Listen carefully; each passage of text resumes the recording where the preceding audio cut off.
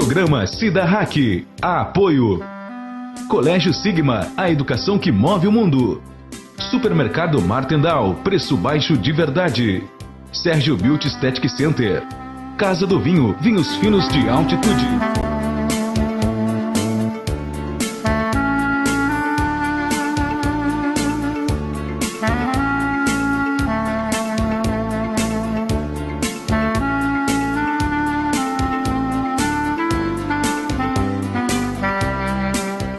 A Casa do Vinho de Lages e São Joaquim anuncia, a partir do dia 22 de novembro, a sua grande promoção de espumantes de altitude. Entre eles, Abreu Garcia, Casa do Vinho, Torito Iragami, Vila Francione, Pericó, Santo Emílio, Suzin e outros.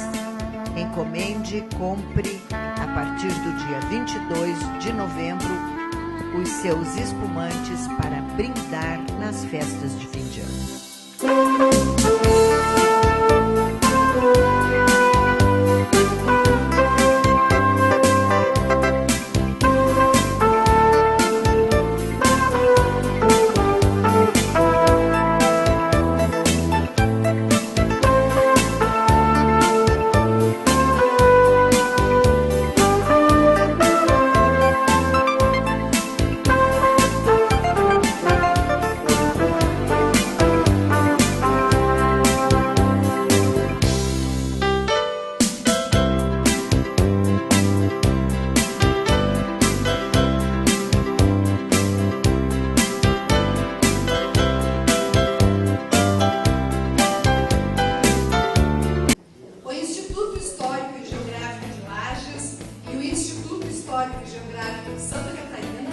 Declaram aberta a sessão conjunta para a solenidade e comemoração dos 250 anos de Lages.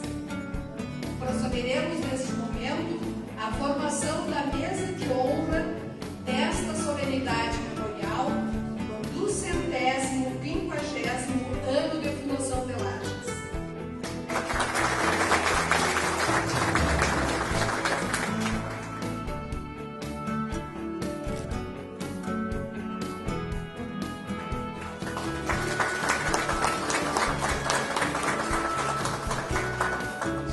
Ao prefeito, estender esse mesmo cumprimento a todos os demais membros da mesa, também aos nossos amigos, amantes da história, né, e que acham esta ocasião importante. É um prazer muito grande receber o Instituto Histórico e Geográfico do Estado, em Lages. É uma instituição muito séria, de 120 anos de tradição, e uma das coisas que mais me orgulhou quando passei a fazer parte desta instituição, por indicação do grande amigo Paulo Derengoski, e depois por tantos amigos que eu fiz no Instituto, como o Dr. Carlos Humberto Pederneiras Correia, né, que já faleceu numa viagem de trabalho a La Paz. E em ocasiões como esta eu lembro dele, né, e sinto saudades, porque era um homem muito disciplinado e, de fato, não estudioso da história. Temos outros amigos, né, no Instituto que seguem a mesma trajetória, que lutam pela história, pela geografia, né, Dr. Zeferino, e de formas que para nós, lagianos, é uma honra ter esta instituição nesta data dos 250 anos de Lages. O Instituto Histórico do Estado está compartilhando conosco este momento significativo da história de Lages, e isso é uma grande satisfação. Hoje, há exatos 250 anos, no dia 16 de novembro de 1766, Antônio Corrêa Pinto de Macedo e sua caravana já haviam viajado cerca de 750 quilômetros. Haviam passado um pouco mais de 3 meses de uma viagem épica. A caravana do fundador estava nesse momento, nesse dia, há 250 anos atrás, já no continente das Lajes, a cerca de 60 quilômetros para chegar aos campos que abrigariam o sítio da fundação da vila, que por muito tempo foi o marco zero e capital do imenso continente das Lajes. E um dos meus convidados eu não ouvi aqui presente, chama-se Benjamin Faria, o tio Beijo. Chegou o tio Beijo? Está aqui o tio Beijo, parabéns. Palmas para o tio Beijo.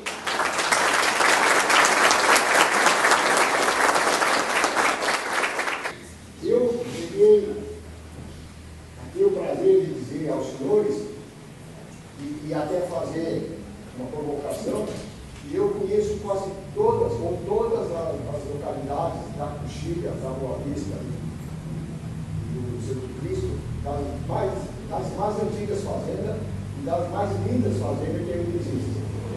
Então, já calculem os senhores 250 anos, umas foram feitas naturalmente ainda com a praia da época. E hoje nós temos uma facilidade muito grande para fazer uma construção. Na verdade, a Fundação Levante, ela tem um fato muito importante para nós hoje.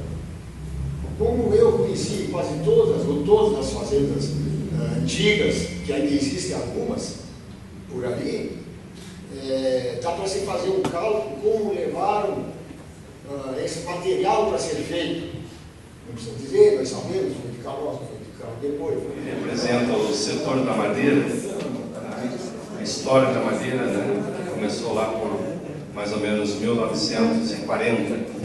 Somente gostaria de cumprimentar a prefeita do município de Lages, representando o governador Duarte, as demais autoridades que compõem a mesa, e eu me sinto como um aluno de 67 anos a falar para mestres e professores.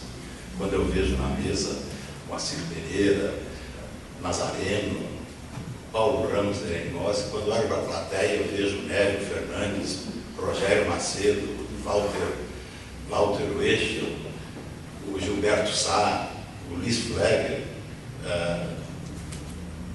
a história da corporação, do batalhão, segundo batalhão de antigo, que hoje tem a seção.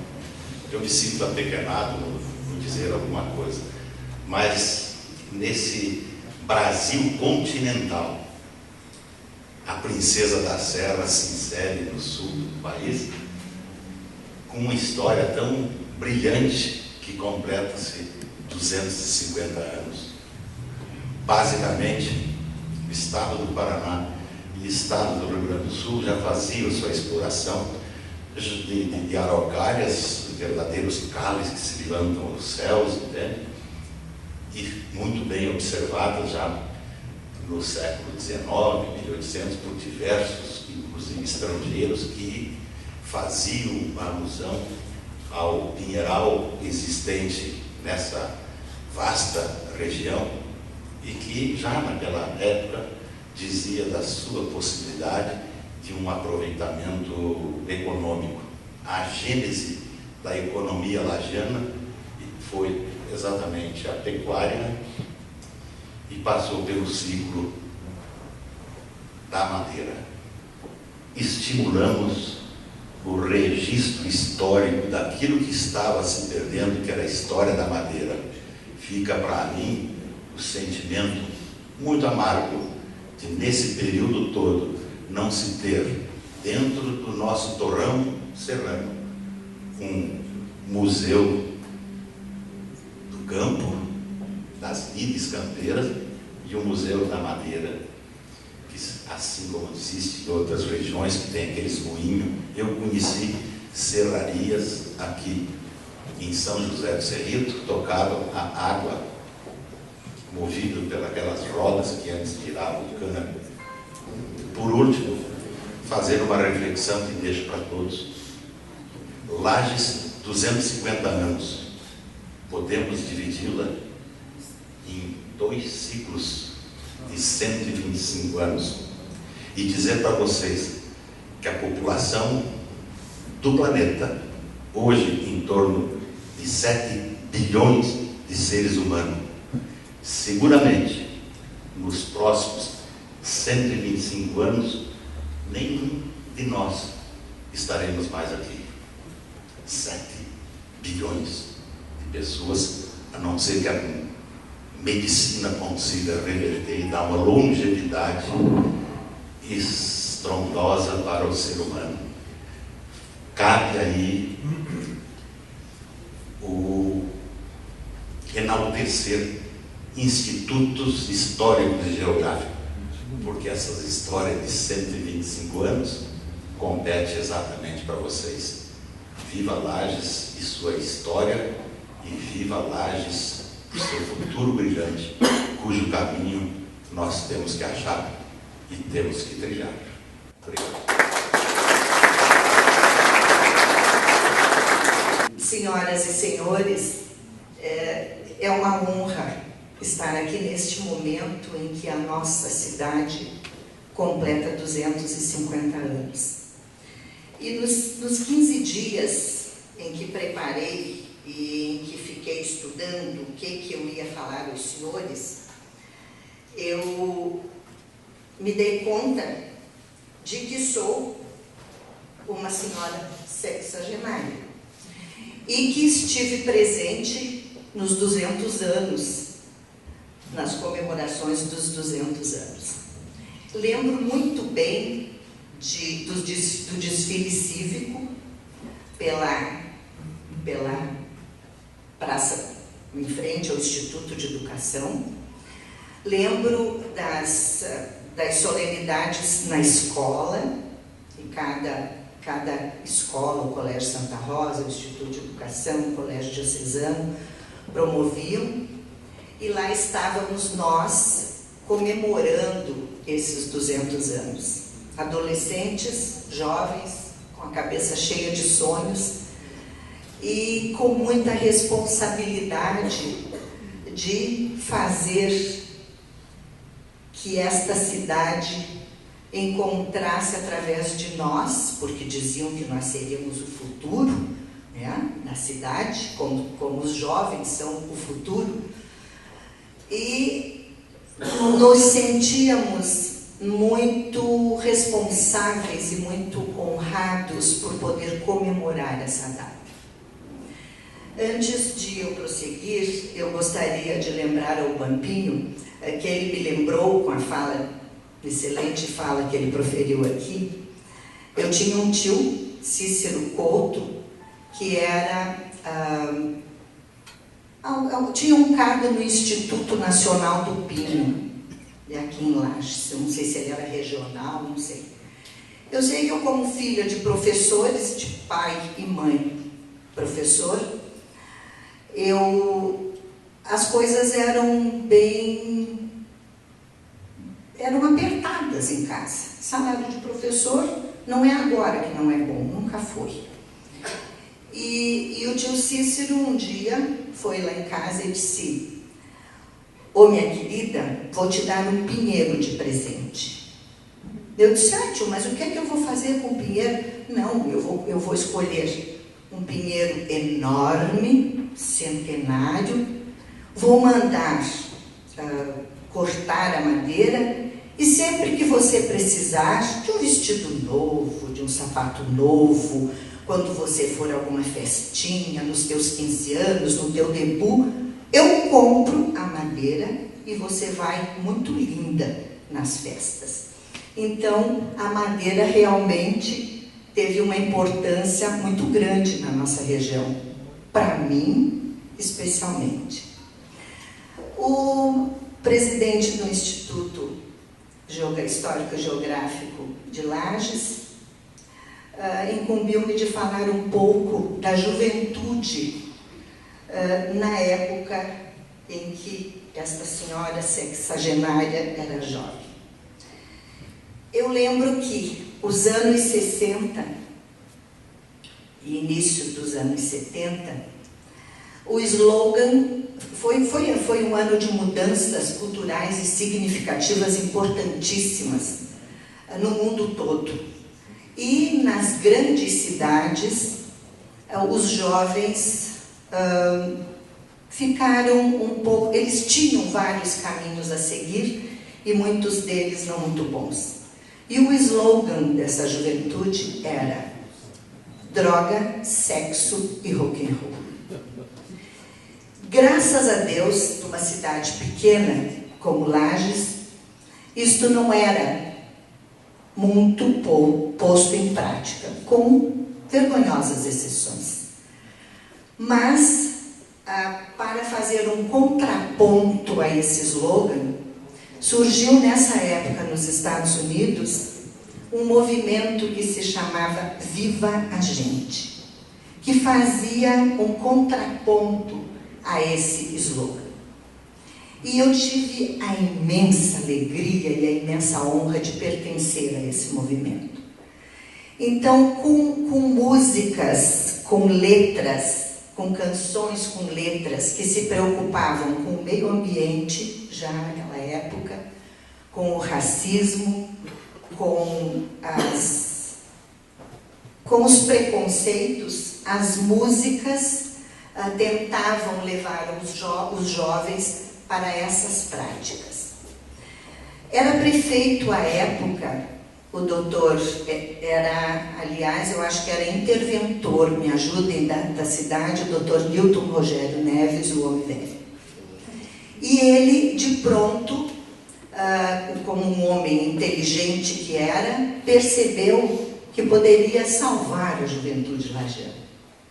E nos deu muito apoio e, inclusive, a prefeitura forneceu todos os instrumentos, porque tínhamos uma banda com 16 integrantes e éramos mais de 100 jovens.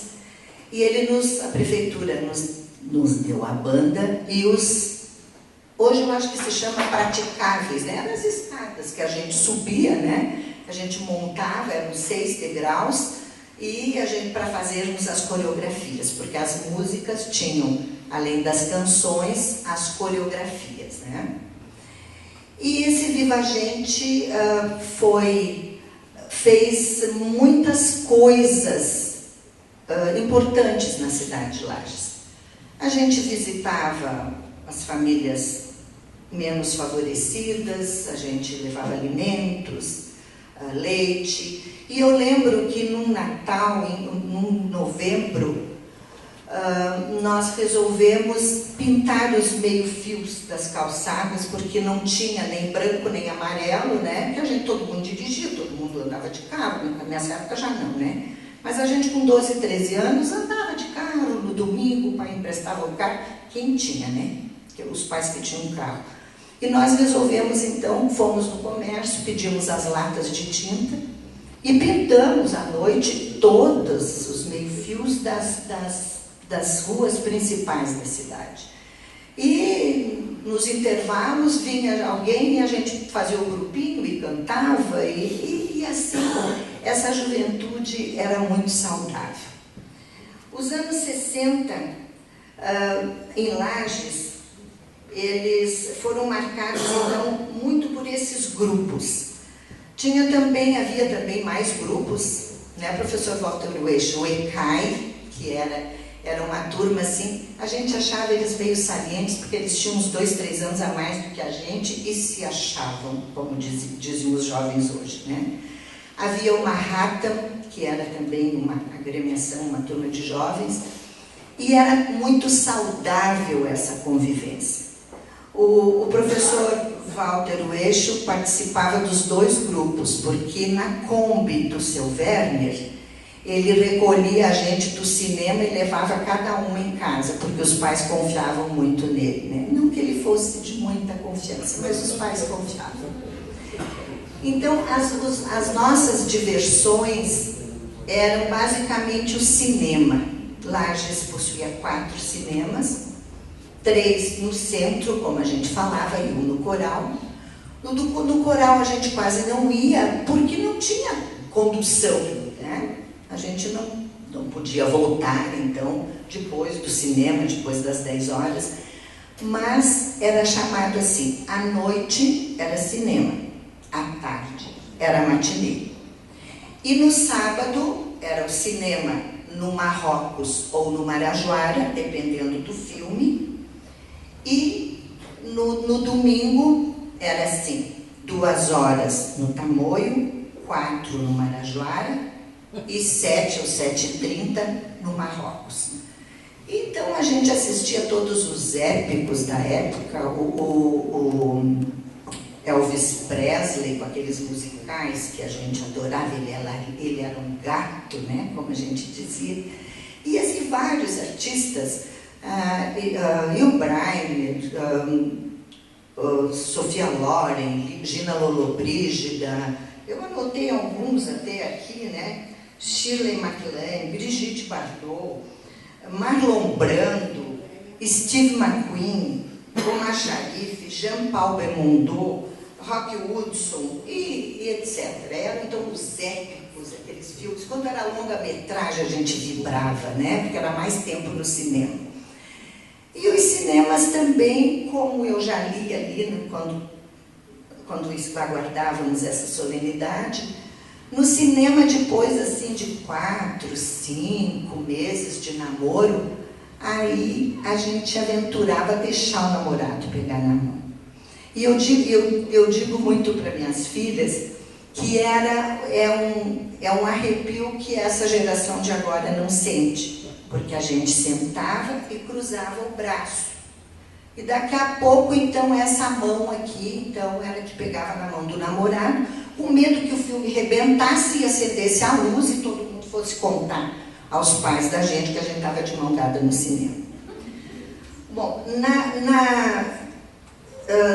na escola, nós tínhamos muita responsabilidade. Nós éramos bastante estudiosos, a grande maioria, mas também nem sempre muito disciplinados, não é, professor João Preto? Nem sempre, né?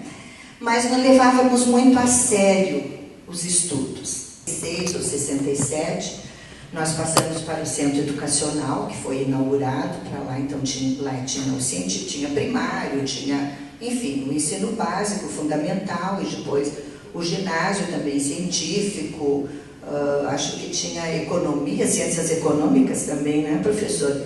E o curso normal, que é hoje o magistério.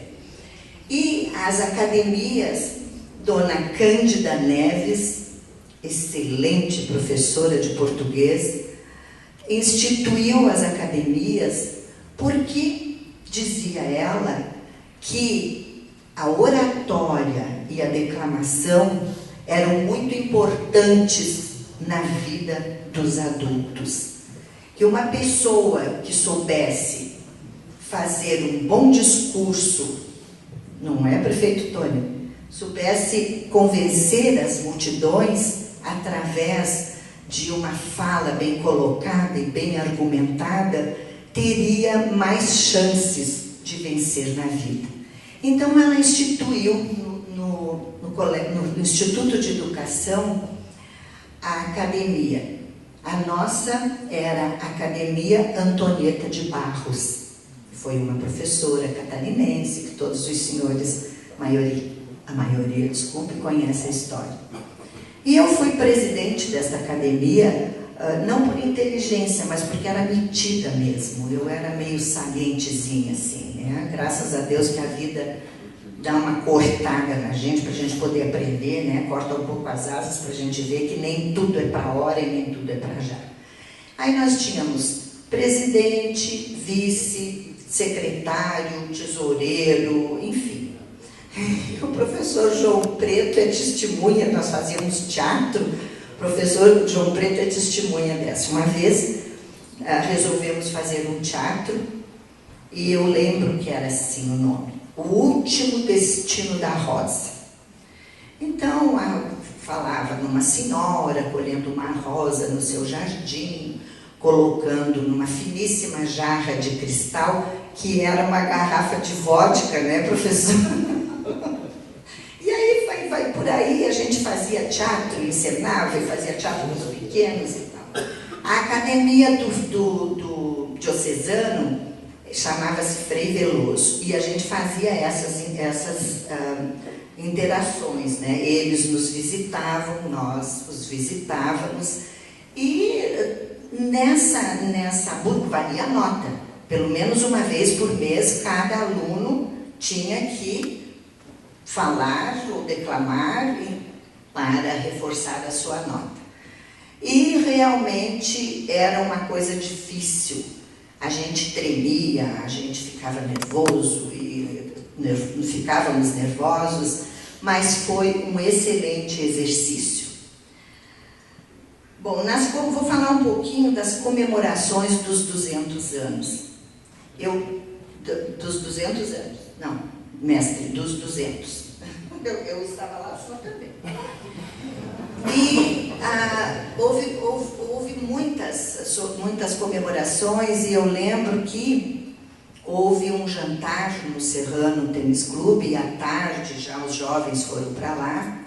E aqui havia o 1º de junho, o Clube 14 de Julho e o Serrano Tênis Clube, que era para a classe alta da cidade, quem tinha mais poder aquisitivo, né? Porque era um clube mais sofisticado. E as saias, era uma sainha pregueada, uma blusinha branca e uma sainha de pregas, assim. E aquela saia vivia enrolada na cintura, né? Porque a gente tinha que ajoelhar e a saia tinha que bater no chão. Mas quando a gente entrava, a saia estava normal, mas quando a gente saía, ela estava enroladinha, já estava assim, mostrando o joelho, né? Porque os guris estavam lá fora. Não, do vento a gente segurava, né? Então, a saidinha dos colégios, a missa das 10 da catedral, que todo mundo ia com o seu melhor vestido de domingo. Depois da missa, a gente dava uma chegadinha no Bar Marrocos, né? A missa terminava às 11. A gente pedia um crush ou um guaraná para 5, 6 pessoas e ficava ali, né, alugando a Dona Vera e a Dona Maria. Mas era o melhor morango com nata da minha vida, a melhor caçata da minha vida, o melhor Rei Alberto da minha vida. Era maravilhoso, tudo que eles serviam era maravilhoso. E ali era um ponto de encontro. 7 de setembro, todo mundo queria marchar. Quando acontecia de alguém se machucar o pé, era uma tragédia não poder participar do desfile de 7 de setembro. As festas que a gente ia com 12, 13 anos eram na garagem das casas, sempre com a mãe por ali, e aí era bole, são frutas picadas com guaraná e várias frutas, maçã, laranja não, eu acho, pera, enfim. E eu acho que devia ter uma colher de álcool, uma colher de sopa de álcool, eu acho que tinha naquele bolo, né? Então eram assim as festas com um toca-disco, né? Com um disco de vinil, tinha ainda os compactos, depois que vieram os long plays, e assim nós nos divertíamos. O tempo não para e não muda. O tempo talvez evolua, porque evoluir é mudar. E as mudanças podem ser ótimas, boas, mais ou menos, ou ruins. Depende de cada um. E, encerrando, perdi tudo aqui, tá? Mas eu acho que eu acho. E, para encerrar realmente, eu quero dizer que a cada dia devemos gratidão à vida, como diz a maravilhosa canção de Mercedes Sosa. Graças à vida que me deu tanto. Deu-me o sorriso, mas também deu-me o pranto. E como muitos de nós aqui podemos dizer, graças à vida que nos permitiu viver e participar bem jovem das comemorações dos 200 anos de Lages. Graças à vida e a Deus que nos concede estar aqui comemorando neste evento tão seleto os 250 anos de Lages. E eu quero encerrar com a abertura das nossas apresentações do Viva Gente, que dizia mais ou menos assim: Viva a gente, vocês poderão conhecer montes de gente, a melhor espécie de ser. Enquanto houver gente pensando em gente, haverá menos gente difícil e mais gente com coração. E certamente, com muita gente com coração, quase todos os problemas terão solução. Muito obrigada.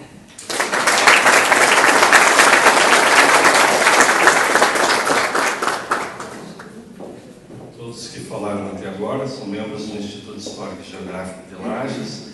Convido então o nosso amigo Paulo Derengoski para encerrar, antes de chamarmos algumas autoridades para dar uma breve fala, né? Eu peço ao amigo Paulo que coopere conosco, fazendo um resumo da sua fala. Apesar de que o Paulo é uma enciclopédia, vai ser difícil para ele falar em 5 minutos, né, Paulo? Não, eu serei breve, como já havia dito, mas eu preciso saudar a mesa de tão ilustres representantes. Em primeiro lugar, o professor Zeferino, presidente do notável Instituto Histórico e Geográfico de Santa Catarina, nos seus 106 anos, que veio especialmente de Florianópolis aqui para nos prestigiar. 120, né? Eu estou um pouco defasado porque não tenho ido lá na sede.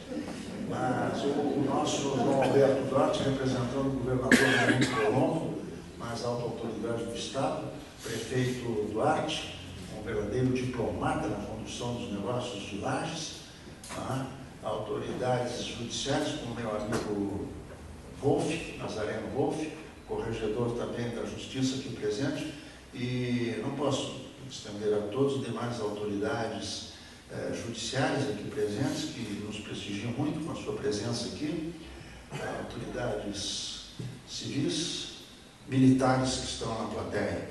A todos agradecemos a presença, professores ilustres que eu vejo, não posso citar a todos, meu grande colega jornalista notável, Moacir Pereira, um dos maiores jornalistas do Brasil, que veio aqui nos prestigiar, a quem eu fico muito grato pela presença, ter atendido o nosso convite. E, no nome dele, saúdo todos os presentes. Eu vou falar mais sobre Lages. Espero que... Estamos comemorando os 250 anos de Lages. Espero que venhamos a comemorar os 300 anos de Lages, porque será a próxima comemoração, né? Depois dos 250 são os 300 anos de Lages. Mas eu vou me ater a alguns fatos, como é da minha profissão de jornalista e historiador, alguns fatos históricos, que acho importante não só narrar os fatos mais próximos de nós, como os fatos mais antigos. Eu trouxe aqui para vocês a cópia do documento que realmente mostra o que significa Lages no Brasil. Aqui está a cópia do documento. É uma cópia da carta do Morgado, da região de Mateus, determinando que Antônio Correia Pinto de Macedo viesse para o sertão das Lages. Mas eu pergunto o seguinte: o que o Correia Pinto veio fazer aqui? Ele pulou de paraquedas? Não tinha paraquedas na época. Ele veio de bike? Quem sabe numa cinquentinha? Não. Ele veio aqui, como diz a carta do Morgado de Mateus, com uma coisa muito determinada e muito clara, e que é bom que todos nós saibamos, porque isso não é muito divulgado nas escolas. Ele veio aqui para guarnecer a região do Planalto Catarinense. Por quê? Porque a Espanha havia invadido o Rio Grande do Sul. Dom Pedro de Ceballos, vice-rei da Espanha, havia invadido o Rio Grande do Sul e já estava em Rio Pardo, com seu general Vertiz e Salcedo. E quem defendeu o Pardo foi um catarinense de Laguna. Devemos muito a Laguna. Foi Rafael Pinto Bandeira. Dirigiu-se então o Morgado de Mateus a Rafael Pinto Bandeira para que nomeasse alguém para que guarnecesse a margem direita do Rio das Pelotas. Chama-se Rio das Pelotas porque era atravessada com pelotas de couro. Tiravam o couro do boi bem grande, amarravam, secavam e assim se atravessava o rio. Não dava tempo de fazer as canoas. Pois bem, Rafael Pinto Bandeira, nomeado general do exército português pelo maior estadista, talvez, que nós tenhamos conhecido na pátria luso-brasileira, ibero-americana, que foi o Marquês de Pombal, pediu a Rafael Pinto Bandeira que indicasse alguém para vir guarnecer os sertões das Lajes. E para cá veio então, numa marcha, como bem disse o Cláudio, numa marcha tenebrosa, dificílima, de meses. Imagine naquela época uma marcha pelos sertões, onde nem estradas haviam, nem poços d'água, nem comida. Chegando aqui, fundou a vila de Lajes. Já existiam casas aqui, já existiam famílias aqui. A família Ribeiro já estava ali no Cajuru, que na língua indígena quer dizer boca do mato. E pediu para o Correia Pinto se afastasse dali. E ele veio fundar a cidade, então, aqui na rua Correia, onde hoje é a rua Correia Pinto, e ali fincou um pelourinho, como faziam os portugueses, que queriam estender e romper o Tratado de Tordesilhas até os limites do pôr do sol, em direção ao oeste. E ali ele fincou um pelourinho e escreveu em cima: finco esse pelourinho em homenagem à minha padroeira, Nossa Senhora dos Prazeres do Sertão das Lajes. E escreveu em cima do pelourinho: está fincado aqui como advertência aos relapsos. Era um homem duro, empedernido, um bandeirante, um português de Braga, que tinha fazendas no Vale do Paranaíba, um afluente do Rio Paraíba, mas tinha também terras. Por isso que ele conhecia Rafael Pinto Bandeira. Tinha terras em São Francisco de Paula, tinha terras aqui já, Sesmarias, que lhe eram doadas, e veio para cá e fundou a cidade de Lajes, 1766. Chegamos agora ao início das comemorações que deverão se estender e que marcam os 250 anos de Lajes. E como eu disse, foi uma luta heróica, titânica, dificílima. Lajes não viveu só de alegrias, não. Ficou meses, anos e anos crescendo com grande dificuldade, com poucas casas no caminho das tropas que Cristóvão Pereira de Abreu, como bem disse o Benjamin, já tinha aberto em 1732 para levar as tropas de mula para São Paulo, de onde iriam para as Minas Gerais do Ouro, em busca do ouro. Essa é uma das causas da fundação de Lajes que todos precisam saber e não podem esquecer, e que certamente será registrada, está registrada nos grandes livros dos grandes historiadores, como Caio Prado Júnior, como tantos outros que escreveram sobre Darcy Ribeiro, que escreveram sobre a conquista dos sertões do sul. Então, meus amigos, vamos homenagear Lajes nesses 250 anos, estender as comemorações até o dia 22 de novembro e até depois disso, esperar os 300 anos. Por isso eu peço, façamos por merecer Lajes.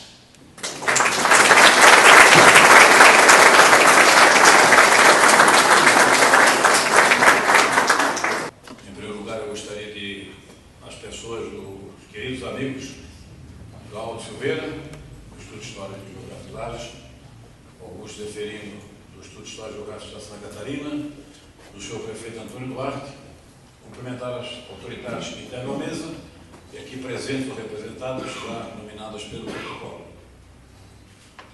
Trago em nome da Associação Catarinense de Imprensa, seu presidente, seus presidentes, autoridades regiões, uma calorosa saudação por ocasião do início das comemorações dos 250 anos de Lajes. Mais do que isso, agradeço o privilégio de aqui estar presente e de poder transmitir um depoimento muito simples e muito mais do que isso, um convite a toda a comunidade do povo de Lages durante essas festividades mais do que merecidas. Devo dizer, senhores, que me comove, de certa forma, estar aqui no Centro Cultural Vidal Ramos, do Colégio Rosa, que, como o presidente Cláudio Silveira me recomendou fazer uma pequena consideração a respeito do aniversário, eu vou usar, então, fazer essa consideração pessoal, além do convite que eu tenho a transmitir a todos. Porque, presidente, não estarei exagerando se afirmar que aqui estou hoje. Tenho o privilégio de integrar a imprensa catarinense de grandes e notáveis serviços, como o senhor presta com sua famosa revista História, grande importância História de Santa Catarina, História Catarina, de grande importância para todas as novas gerações de Santa Catarina, porque, na minha leitura, há uma relação indireta, mas talvez até direta, com o grande governador Vidal Ramos. Como todos sabem, muito mais do que eu, foi o grande reformador da educação em Santa Catarina, considerado um dos mais revolucionários no início do século passado, quando se criaram os grupos escolares. Destaque em todos os livros sobre a história do ensino no Brasil. Mas mais do que isso, eu tive o privilégio, graças ao esforço, a uma luta incansável da minha querida mãe, saudosa mãe, aqui quero homenagear também as mulheres que participam deste evento maravilhoso, que conquistou, junto ao governador Jorge Lacerda, uma bolsa de estudo naquele que era considerado o melhor estabelecimento de ensino do sul do Brasil, o Colégio Catarinense. E o Colégio Catarinense, que me permitiu uma formação de qualidade, só se instalou em Santa Catarina, como todos sabem, graças à intervenção pessoal do então governador Vidal Ramos. Os jesuítas já tinham estado aqui, mas foram enxotados pelas autoridades dos séculos anteriores. E Vidal Ramos, conhecendo a importância do ensino jesuítico, trouxe a Companhia de Jesus para Florianópolis. Mais do que isso, pelo que dizem os historiadores, Dona Teresa Ramos hospedou os primeiros professores em sua residência para que esse projeto fosse viabilizado. E se os senhores pesquisarem no século passado, governadores, ministros, senadores, as principais personalidades públicas, intelectuais, historiadores, professores, dirigentes, reitores, que brilharam em Santa Catarina no século passado e até o século atual, vão identificar. A maioria deles passou pelos bancos escolares no Colégio Catarinense. Em 2013, a convite da RBS, que montou aqui na Festa do Pinhão um estúdio modernoso, igual aquele da Rede Globo, nas Olimpíadas, todo envidraçado, vários colunistas, comentaristas do aqui estiveram, cada qual no seu dia, para acompanhar a festa, para comentar a festa. E me coube também a grande alegria de estar aqui presente. E lá, como prefeito de então, o doutor Eliseu Matos, conhecia a minha paixão pela arte, a minha paixão pela cultura, especialmente a de Santa Catarina. Cultura estrangeira já passou, agora eu quero é Santa Catarina, é Lages, o Planalto, nessa comemoração, ok? Ele me levou para visitar, até que está um pouco afastado do Parque do Conta Dinheiro, no galpão, uma exposição maravilhosa chamada O Último Verão de Manivelle Filho. Espetacular, sensacional. E ali eu conheci um pouco mais da obra do Manivelle Filho. Aquela exposição ficou na cabeça e, sobretudo, pesquisei sobre quantos livros existem sobre o Manivelle Filho. Quantos catarinenses conhecem a obra do Manivelle Filho? Em Florianópolis temos várias esculturas de grandes personalidades, Helio Ramos, Jorge Lacerda, Ivo Silveira. Aqui em Lages tem várias obras, bustos, esculturas. Tem na frente da maternidade Teresa Ramos uma obra que eu acho maravilhosa. Primeiro pela sua concepção, segundo pela sua história, terceiro que foi a última obra dele, que é a obra intitulada A Mãe, na verdade, que inclusive foi um homem visionário, porque hoje está se defendendo o direito das mães de amamentar as suas crianças em qualquer lugar público. E ele teve uma capacidade, uma criatividade extraordinária de lançar exatamente com essa obra esse direito das mulheres de amamentação de seus queridos filhos. E a obra tem uma simbologia maravilhosa. Então estava na hora do Colombo adotar aqui a obra maravilhosa do Manivelle Filho, e ele já me antecipou que vai viabilizar recursos para que o museu seja restaurado, que seja convocada uma autoridade museológica, e temos inclusive lá em Florianópolis, na Assembleia, gente que cuida disso, para transformar aquele museu numa grande atração turística da cidade. Então, estão todos convidados, eu ficaria imensamente honrado, eu estou trabalhando intensamente nessa obra, exatamente pelo fato de que desejo lançar, nas comemorações dos 250 anos, reiterando mais uma vez o agradecimento aos dirigentes do Instituto Histórico, às autoridades, pelo prazer de comunicar-nos essa iniciativa. Estão todos convidados, então, para aqui mesmo, no Centro Cultural Vidal Ramos, no Colégio Rosa, no próximo dia 5, a partir das 19 horas. Muito obrigado, boa noite e parabéns para a live.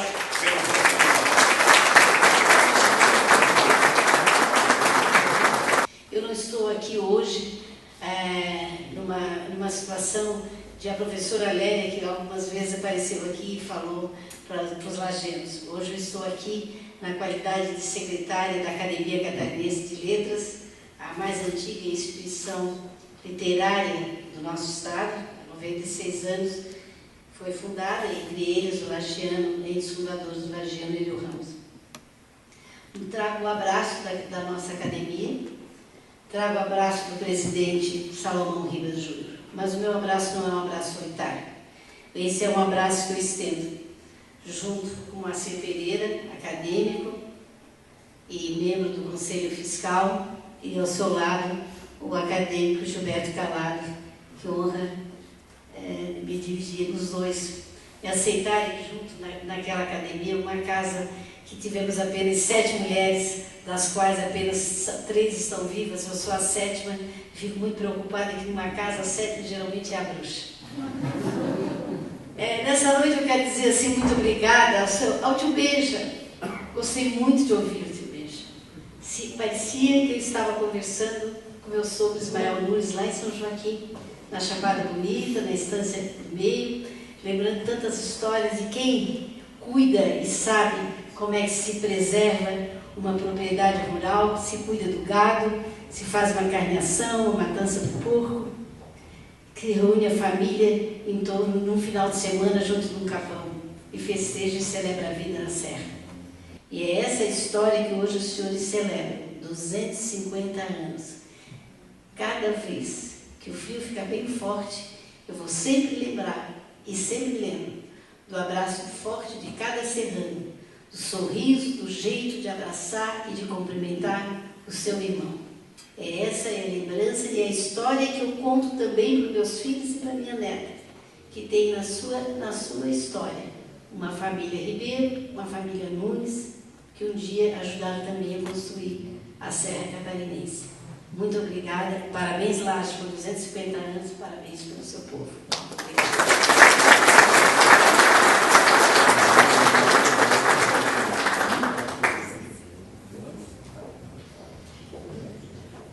Nós convidamos então as autoridades para, neste momento, desfazer a mesa, tendo em vista que será passado um vídeo logo após a próxima fala.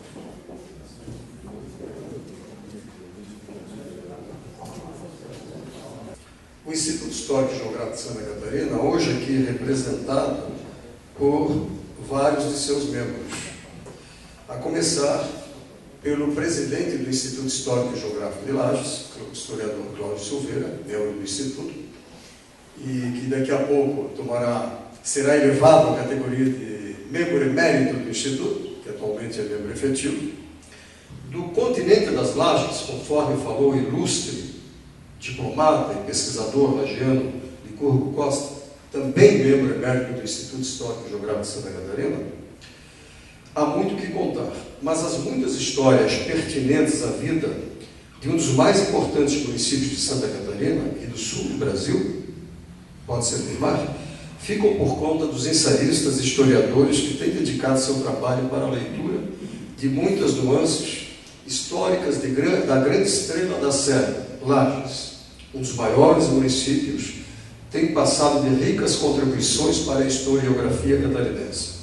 Incrustada no Planalto Serrano, posta-se como a joia do processo de consolidação geohistórica do Estado, tendo produzido ilustres cidadãos que atuaram como grandes líderes da política, da economia, da administração e da cultura catarinense.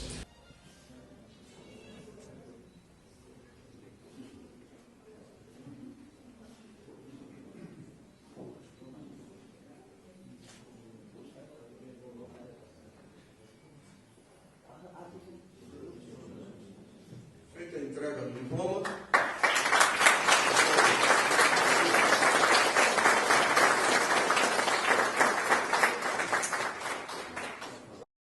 Minha saudação muito especial ao Cláudio Silveira, presidente do Instituto Histórico e Geográfico aqui do município de Lages. Cumprimentá-lo pela iniciativa desta sessão conjunta aqui hoje no município de Lages, que engrandece esse momento histórico da cidade, da sua fundação. Estamos vivendo aqui um verdadeiro intensivo de história de Lages e Santa Catarina desde as 19h30. E Lages, ficou demonstrado aqui, João Alberto, qual o saldo também, ficou demonstrado que Lages é rica, sua história é rica. Seus encantos no passado, o seu avanço que modernizou a cidade, essas conquistas, essas inovações, através do próprio trabalho, da presença das universidades, esse avanço que teve, não perdeu os traços da nossa história. Estamos aqui, Cláudio, às margens da rodovia BR-116, BR-282, muito próximos da BR-470, de uma linha ferroviária, do transporte aéreo de passageiros, o que temos de mais modernos em termos de transporte de rodovias nesse momento, mas ao mesmo tempo, aqui bem próximo, nós temos o corredor das tropas. Então essa presença nos dá uma identidade muito forte do que é ser lagiano, do que é conviver nessa cidade. Claro que é um momento histórico de comemoração, mas temos muitos desafios. A cidade de Lages avançou nos últimos anos, se desenvolveu. É percebível no número dos índices do desenvolvimento econômico. Santa Catarina tem se destacado. Isso foi um relato do passado e, de repente, o chá, o cavalo, subiu um morro assim. Imaginei que ele fosse tirar uma imagem, uma foto, dos campos de Lages, e foi ver se estava assinando no WhatsApp. Porque o passado misturou com o presente e é isso que nos faz diferente. Foi buscar o sinal do WhatsApp, mas não esqueceu do seu traje típico, gaúcho, montaria, a cavalo, e é isso que nós vivemos no dia a dia, desse entorno do que aconteceu no passado, essa rica história que nós temos com o nosso presente. Eu concluo dizendo, mais uma vez, parabéns a Lages, mas parabéns principalmente a cada um dos senhores, que fazem o dia a dia dessa cidade. Muito obrigado.